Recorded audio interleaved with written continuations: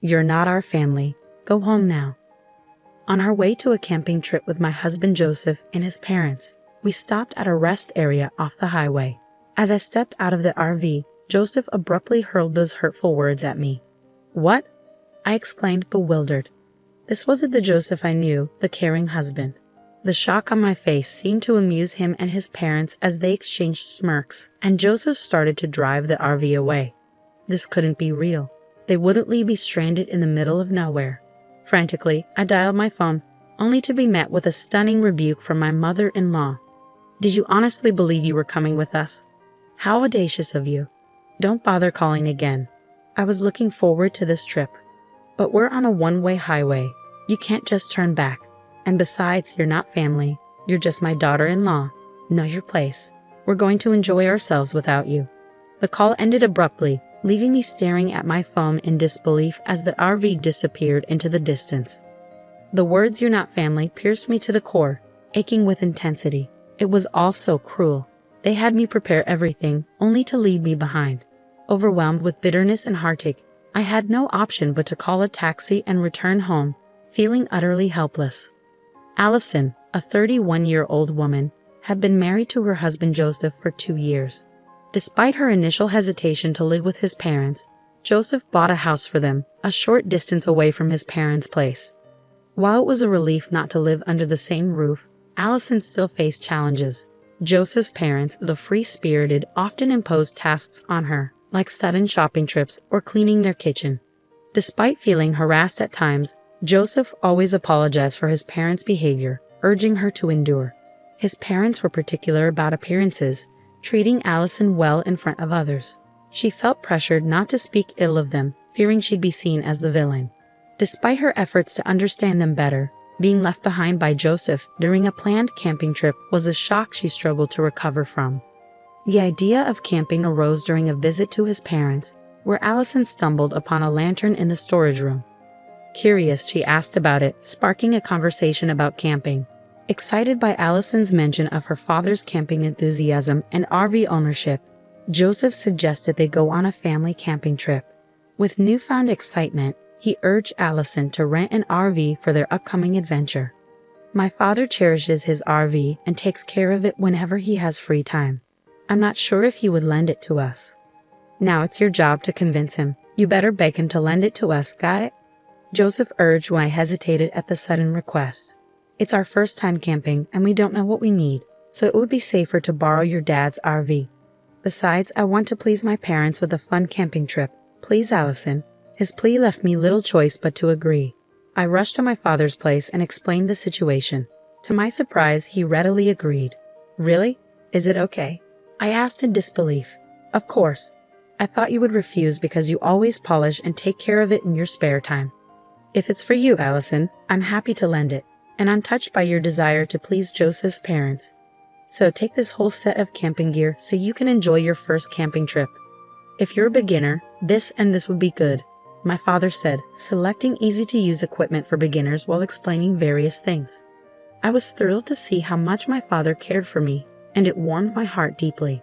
Perhaps this camping trip could serve as a bridge to bring me closer to my in-laws. All right, I'll work hard to prepare, I assured my father gratefully. I went ahead and reserved a campground equipped with power facilities, along with a nearby hot spring for added relaxation. When I shared the news with my husband and in-laws, they were overjoyed. We're so lucky to have you, Allison. I'm so excited. I can't wait. I'm glad you're happy, Joseph exclaimed, his enthusiasm infectious. On the day of our trip, I climbed into the RV driven by Joseph, brimming with excitement.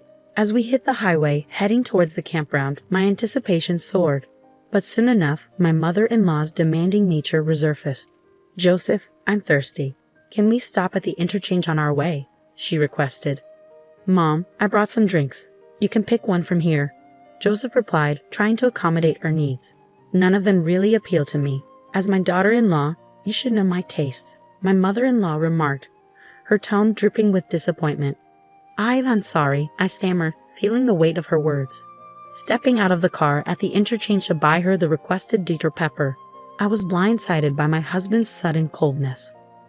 Allison, you're not a part of our family, so go home now, he uttered, his tone devoid of warmth or understanding. Excuse me? What suddenly got into you? I gasped, unable to comprehend his words. This wasn't the Joseph I knew. He wasn't the one who typically showed me kindness and consideration. My shock only seemed to amuse them as they laughed at my expense, and the RV began to move again, leaving me stranded. They left me here in the middle of nowhere. Is this some kind of joke? Panic set in as I dialed a number, hoping for some semblance of understanding, only to receive a response from my mother-in-law that shook me to my core. You thought you could really come with us? What a brazen woman you are. Not a part of our family. Be aware of that. Bye.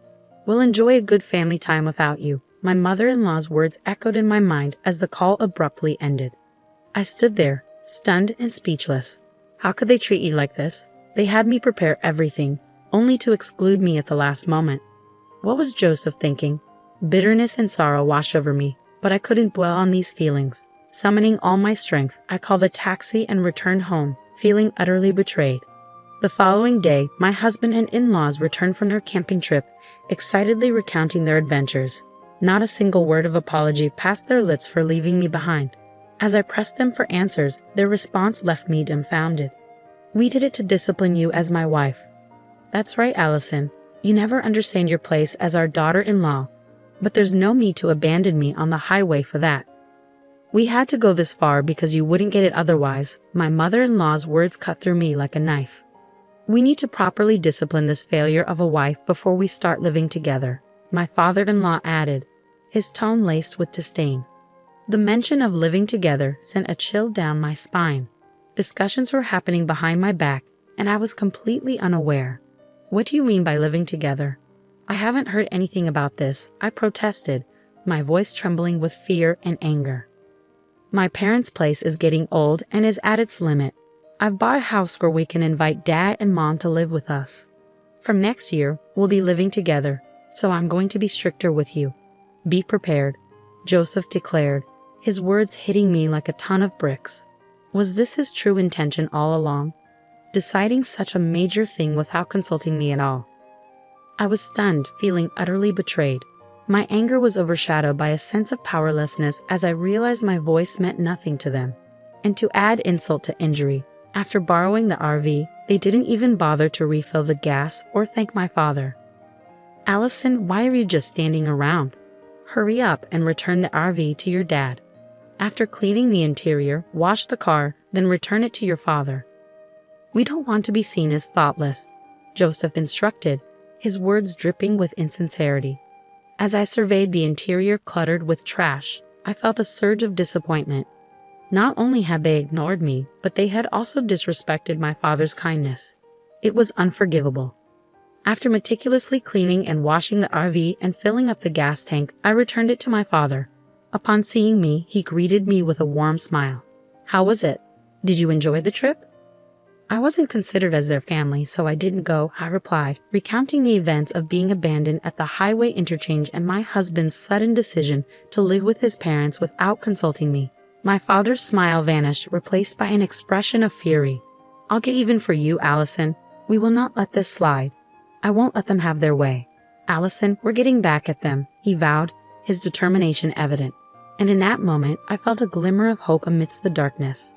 With my father's wisdom guiding me, I returned to my in-laws' house where my husband and his parents were still basking in the excitement of the previous day's events. Keeping my emotions carefully hidden behind a light smile, I addressed them in a gentle tone. There's an even more amazing place than where we went yesterday. The autumn leaves are stunning right now. How about we go on a full-scale camping trip instead of staying in an RV? We could pitch a tent, enjoy a barbecue, and soak in the breathtaking scenery. At night, the sky is filled with stars.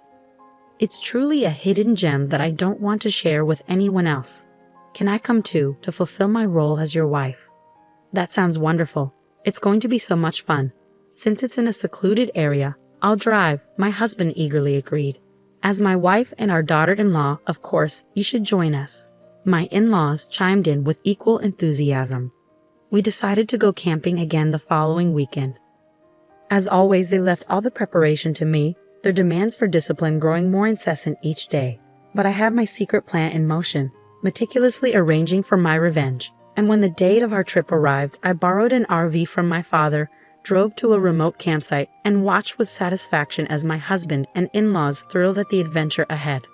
"Wow, it's like a private site," they exclaimed, eagerly exploring the new environment. "We'll go for a walk and enjoy the scenery, Allison." "Stow our tent, understood." "Enjoy your walk," my husband instructed before they set off, leaving me to prepare the camp. "Come on, let's go quickly," I urged, bidding them farewell and then setting to work on the campsite. About 30 minutes later, my husband called in a panic. "What, you're lost. I can't find your dad's RV. I'm on my way home with it." "What? What do you mean?" I asked, bewildered.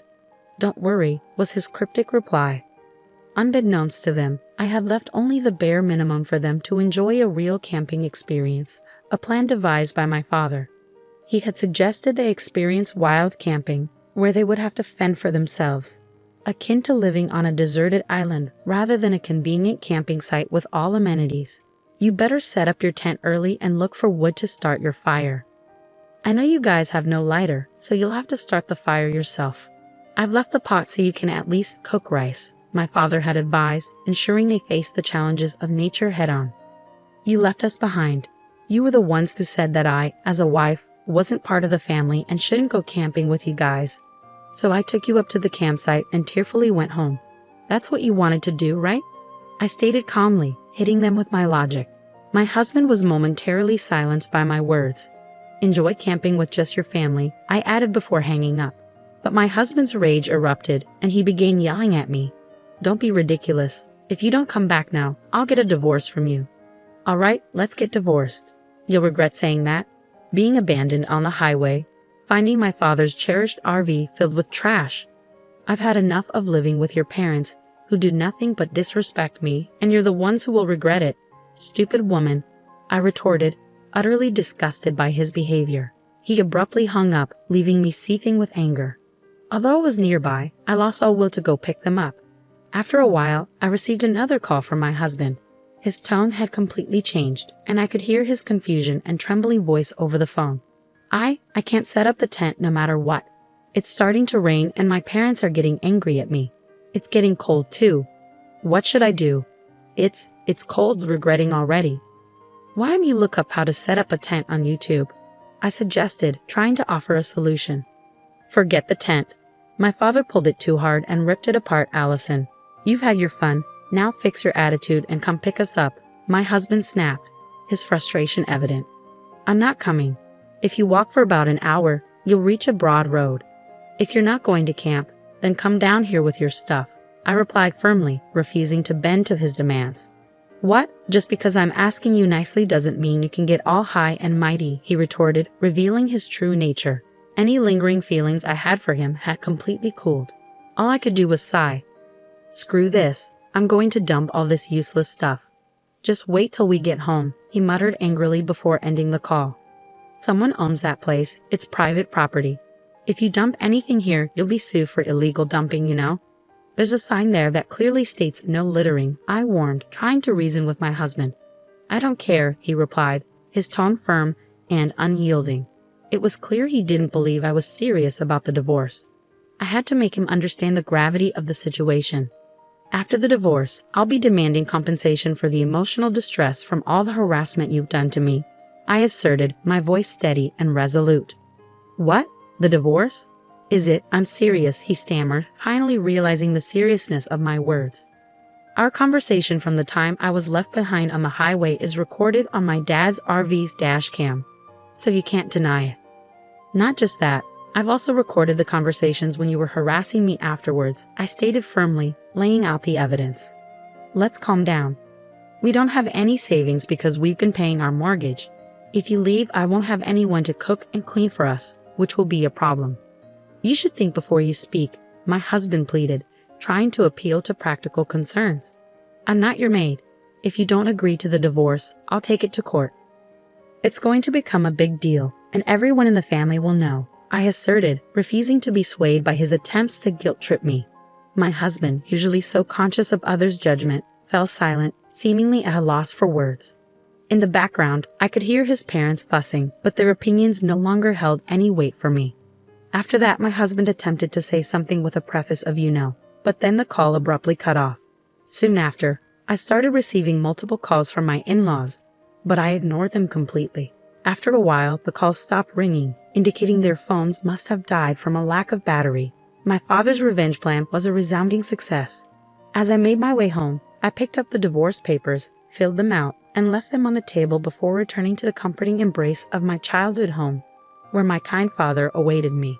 Meanwhile, my husband and in-laws took an inexplicably long 3 hours to descend the mountain that would normally take only 1 hour.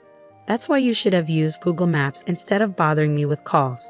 How foolish, I remarked to my husband, who arrived at my parents' house in a desperate attempt to salvage our relationship. His anger was palpable. "Allison, get out here now. I'll teach you a lesson. If you have something to say, talk to my father. He's pretty upset, so it might not end well for you." But my imposing father stood firm at the entrance, unleashing a tirade against my husband and shutting him down. Moreover, they left their tent and camping gear in the mountains, leading to a lawsuit for illegal dumping filed by the owner of the mountain. The person who filed the lawsuit, none other than my father, who had inherited the land from my grandfather. Security cameras installed due to recurring trespassing and dumping incidents made it clear who was responsible for the mess. As for the punishment, after finalizing our divorce, I demanded and received $1 million each from my husband and in-laws for the emotional distress they caused me. Unable to pay off their mortgage, my husband's house was foreclosed, and he now lives with his parents in their leaky house, leading a modest life as a family of 3. But there's no use crying over spilled milk. I returned to the company I used to work at before getting married, regaining the lifestyle that suits me. Next month, I plan to go camping with my parents, and I'm sure it will be a blast. After all the turmoil, I'm finally reclaiming my happiness and looking forward to brighter days ahead.